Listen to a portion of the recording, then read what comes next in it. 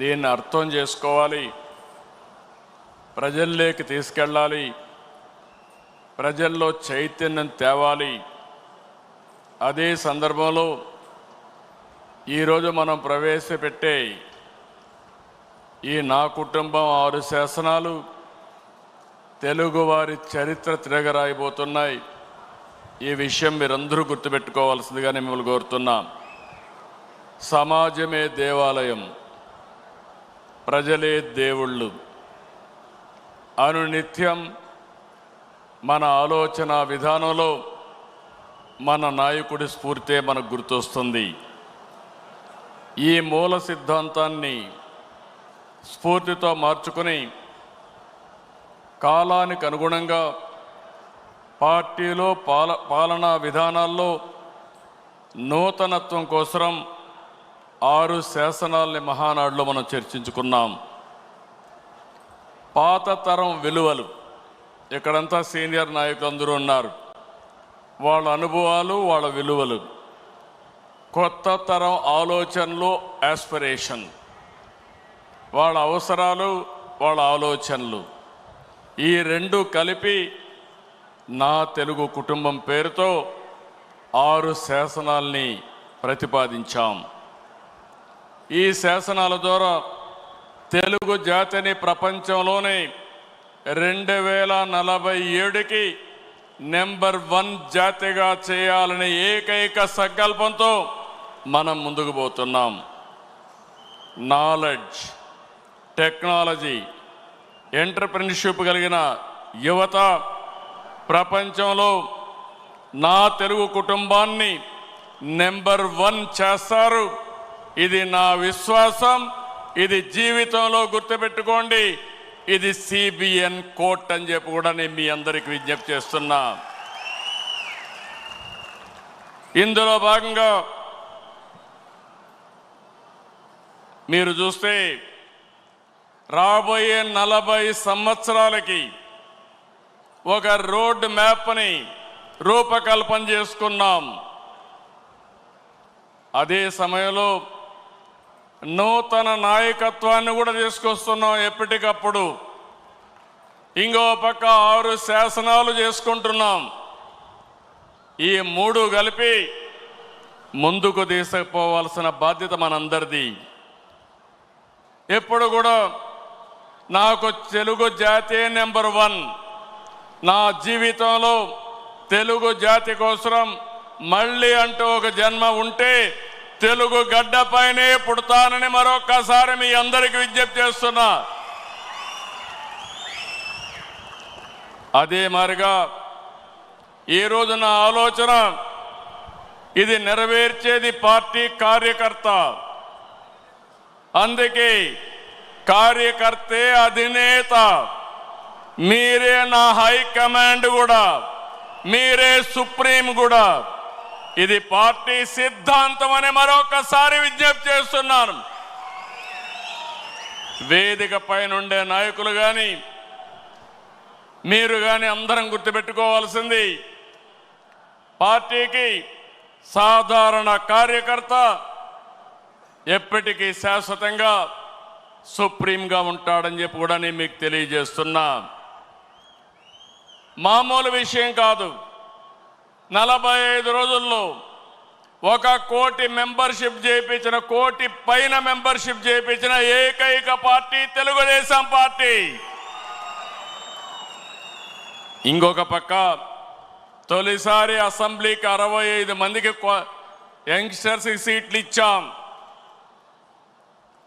ఇది ఒక చరిత్ర. ఏ రాజకీయ పార్టీ కూడా ఇంత సాహసం చేయలేదు. అలాంటి నిర్ణయం చేశాం. 61 మంది గెలిచారు. నూతన నాయకత్వాన్ని తీసుకొచ్చాం. ఎమ్మెల్యేలుగా, ఎంపీలుగా, మంత్రులుగా ఫస్ట్ టైం అయిన వాళ్ళ మంత్రులు చేసిన ఘనత కూడా తెలుగుదేశం పార్టీది.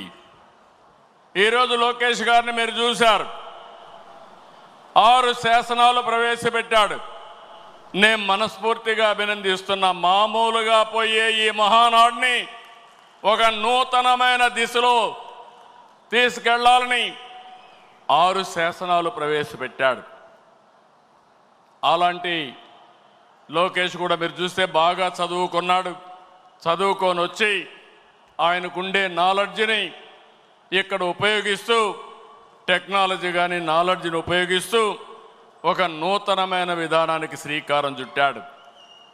ఇంకో పక్కన రామ్మోహన్ నాయుడు చూస్తున్నారు మీరు. నా మిత్రుడు ఎర్రమనాయుడు గారి కుమారుడు. కానీ ఈరోజు అతి చిన్న వయసులో కేంద్రంలో మంత్రిగా ఉండే వ్యక్తి రామ్మోహన్ నాయుడు అని చెప్పి నేను మీకు తెలియజేస్తున్నా. అదే మరి ఏ పార్టీ కూడా చెయ్యలేదు. ఒక సాధారణమైన కార్యకర్త కొడుకు వెంకట్రాజు, ఆయన్ని ఎమ్మెల్యేగా చేశాం. ఒక సాధారణమైన కార్యకర్త అప్పలనాయుడు ఒక ఎంపీగా చేశాం. మొన్నటి వరకు మీ దగ్గర కూర్చున్న వాళ్ళు ఇప్పుడు ఎమ్మెల్యేలుగా వేదిక మీదకి వచ్చారు. ఇది ఒక చరిత్ర. అంటే ఈరోజు మనం ఇక్కడికి వచ్చామంటే మనందరి మీద బాధ్యత పెరిగిందని చెప్పి కూడా నేను మీకు తెలియజేస్తున్నా. తెలుగుదేశం పార్టీ కొత్త తరహా అడ్మినిస్ట్రేషన్ కూడా శ్రీకారం చుట్టాం. ఒకప్పుడు పార్టీ గ్రామ శాఖ, మండల శాఖ, జిల్లా శాఖ, రాష్ట్ర శాఖ ఉంటే కొత్తగా ఎన్నికల్లో ప్రాధాన్యత ఇవ్వడానికి, బాధ్యత ఇవ్వడానికి క్లస్టర్, యూనిట్, బూత్, కేఎస్ఎస్ తీసుకొచ్చాం. ఎప్పటికప్పుడు ప్రజాభిప్రాయాన్ని తీసుకుంటున్నాం. ప్రజాభిప్రాయాన్ని తీసుకుని కార్యకర్తలు, ప్రజలు ఎవరిని మెచ్చితే వారికి పదవులు అప్పచెప్తున్నాం. ఇలాంటి కార్యక్రమాలతో మనం ముందుకు పోతున్నాం. నేను ఈ మహానాడులో మీ అందరికీ విజ్ఞప్తి చేస్తున్నా. 43 సంవత్సరాలుగా తెలుగుదేశం పార్టీ జెండా రెపరెపలాడుతూ ఉందంటే దానికి కారణం త్యాగాలు చేసిన మీరేనని చెప్పి మరొక్కసారి విజ్ఞప్తి చేస్తున్నాను. అందుకే 2025 మహానాడు, కడప మహానాడు కార్యకర్తనే అధినేతగా సుప్రీంగా గౌరవించి భవిష్యత్తులో మీ యొక్క సంక్షేమం, సాధికారత కోసం పనిచేస్తామని చెప్పి కూడా నేను మీకు తెలియజేస్తున్నా. అయితే ఇదే సమయంలో నేను ఒకటే మిమ్మల్ని అందరినీ కోరుతున్నా. పార్టీ మీకు అండగా ఉంటాం. ప్రజలకు మీరు దగ్గరగా ఉండాలి. ఏ నాయకుడైతే ప్రజల్లో అనునిత్యం అనుసంధానం చేసుకుని పనిచేసి ఎప్పుడు ఎన్నికలు పెట్టినా తెలుగుదేశం పార్టీనే గెలవాలి, అన్ని ప్రాంతాల్లో గెలవాలి. ఈరోజు రాష్ట్రం అంతా కార్యక్రమాలు చేస్తున్నాం. అలాంటప్పుడు కొన్ని నియోజకవర్గాలు గెలిచి కొన్ని ప్రాంతాల్లో మెజారిటీ ఓట్లు వస్తున్నాయంటే దానికి కారణం అక్కడుండే నాయకత్వం కూడా అని చెప్పి నేను మీకు తెలియజేస్తున్నా. మనం రాజకీయాల్లో ఉన్నాం, రాష్ట్రాన్ని మార్చాలనుకుంటున్నాం. అలాంటి సందర్భంలో మీరు కూడా ఆలోచించాల్సింది, ప్రజలకు మెచ్చే రాజకీయ పాలన మీ ప్రాంతాల్లో మీరు అందించవలసిన అవసరం ఉంది. ఏ కష్టం వచ్చినా మీరు అండగా ఉండాలి, తోడుగా ఉండాలి. అవసరమైతే నాయకత్వాన్ని అక్కడ అడిగి గట్టిగా 10 సార్లు తిరిగి మీరు ఆ సమస్య పరిష్కారం చేసే బాధ్యత మీరు తీసుకోవాల్సిందిగా నేను కోరుతున్నా. ఇంకొక పక్కన నేను ఒకటే మిమ్మల్ని అందరినీ కోరుతున్నాను, మనం కొన్ని జాగ్రత్తలు కూడా తీసుకోవాలి. నేను ఎప్పుడు కూడా చాలా జాగ్రత్తగా ఉంటాను.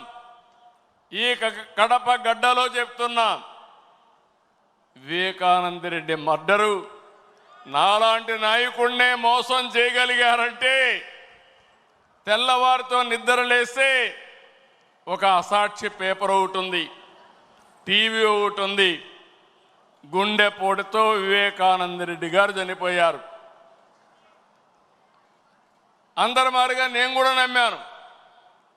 అంతవరకు ఎప్పుడు కూడా నేను వేరే కోణంలో ఆలోచించేవాడిని. ఎన్నికల బిజీలో నమ్మితే సాయంత్రానికి మలుపుల మీద మలుపులు, గొడ్డలితో మెదడు కూడా బయట వచ్చి అంత చిన్నాభిన్నమైపోయి రూమంతా రక్తం ఉంటే అలాంటిది కడిగేసి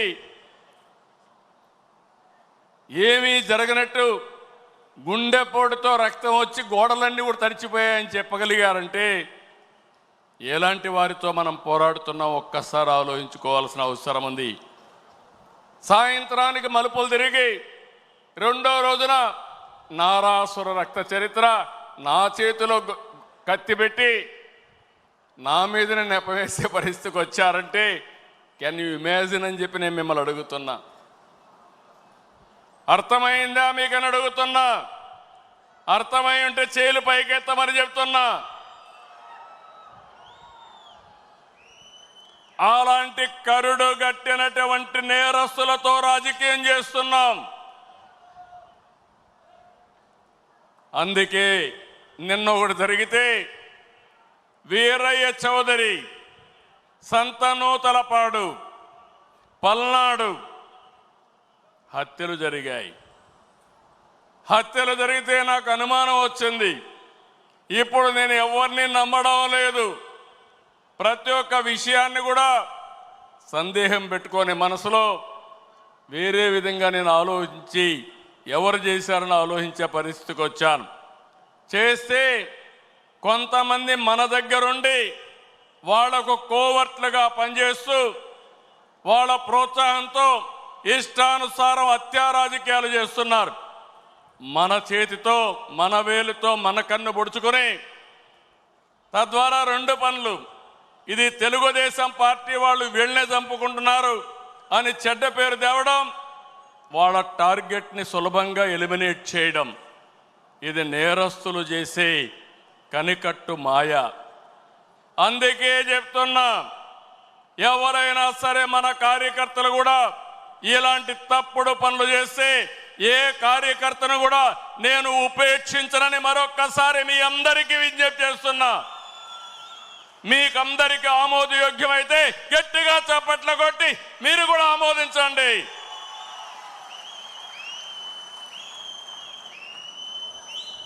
నేరస్తులు కబద్దార్, నా దగ్గర మీ ఆటలు సాగనివ్వను. ఇది ఒక హెచ్చరిక. కోవర్ట్లు మన దగ్గరికి పంపించి ఆ కోవర్ట్ల ద్వారా మీ అజెండా నెరవేర్చుకోవాలనుకుంటే ఇది మీకు సాధ్యం కాదు. అందుకే మిమ్మల్ని అందరినీ కోరుతున్నా, వలస పక్షులు వస్తాయి, వలస పక్షులు పోతాయి, కానీ నిజమైన కార్యకర్త శాశ్వతంగా ఉంటాడు. ఆ విషయం మనందరం గుర్తుపెట్టుకోవాల్సిన అవసరం ఉంది. పార్టీ బలోపేతం కావాలి. అదే సమయంలో కోవర్ట్ల పట్ల జాగ్రత్తగా ఉండవలసిన బాధ్యత మనందరిపైన ఉంది. ఇది నేను కార్యకర్తలందరికీ విజ్ఞప్తి చేస్తున్నా. ఈరోజు ఎక్కడికక్కడ మనం అందరం కూడా ఆలోచించుకొని రాబోయే రోజుల్లో ఇంకా పగడ్బందీగా కార్యక్రమాలు చేపడతామని మీకు తెలియజేస్తూ, అదే సమయంలో ఎన్టీఆర్ మెమోరియల్ ట్రస్ట్ ద్వారా న్యూట్రిఫుల్ యాప్ పెట్టాం, బ్లడ్ డొనేషన్ క్యాంపులు పెట్టాం. ఇవి కూడా మీరు సద్వినియోగం చేసుకోండి. అదే మాదిరిగా ఈరోజు 5 లక్షల రూపాయలు ఇన్సూరెన్స్ ఇస్తున్నాం. ఇంకో పక్కన ఆరోగ్య విషయంలో కానీ, విద్య పిల్లల చదువు విషయంలో కానీ జాగ్రత్తలు తీసుకుంటున్నాం. ఈ రెండే కాకుండా ఆర్థికంగా కూడా మన కార్యకర్తల్ని పైకి తేవడానికి ఎలాంటి కార్యక్రమాలు చేయాలనో అది కూడా ఆలోచిస్తున్నాం. 1 ఫ్యామిలీ 1 ఆంటర్‌ప్రెన్యూర్, అందులో మన వాళ్ళని కూడా ప్రాధాన్యత ఇవ్వడానికి ఆలోచిస్తున్నాం అని చెప్పి కూడా నేను మీకు తెలియజేస్తున్నా. అయితే ఈరోజు మీరందరూ కూడా ఈ విషయంలో కూడా కూటమి అంతా కూడా ఐక్యంగా ఉండాలి. 2029లో 2024 కంటే పెద్ద మెజారిటీతో గెలిపిస్తామని హర్షాన్ని ఆమోదాన్ని తెలియజేయాల్సిన బాధ్యత మీ అందరిపైన ఉంది. అదే సమయంలో పేదల సేవలో సోషల్ రీఇంజనీరింగ్,